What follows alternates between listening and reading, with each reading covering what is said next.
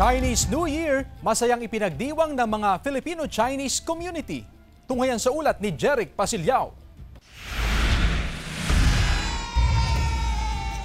Masayang ipinagdiwang ang selebrasyon ng Chinese New Year sa Dagupan City. Namahagi ng angpaw, sweet tikoy at bilog na prutas ang Chinese community sa mga Dagupenyong nakaabang sa kalsada. Sa Dagupan City Plaza naman ay nakapwesto ang food bazaar kung saan matitikman ang masasarap na Chinese cuisine. May mga lucky charms at bracelets din na pwedeng mabili sa lugar.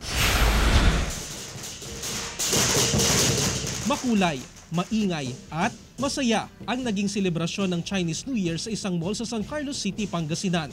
Tampok sa selebrasyon ang tradisyonal na Dragon and Lion Dance. Ang Dragon at Lion Dance ay simbolo ng swerte, kasaganahan at pag-asa sa bagong taon at nagpapakita ng mayamang kultura at tradisyon ng Filipino-Chinese community sa bansa. They chase yung mga evil spirits and then the sound, yung sound ng drums, ganyan.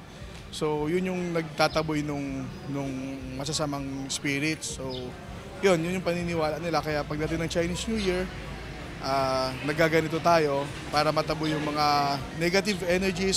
Jeric Pasilyao, 1 North Central Luzon.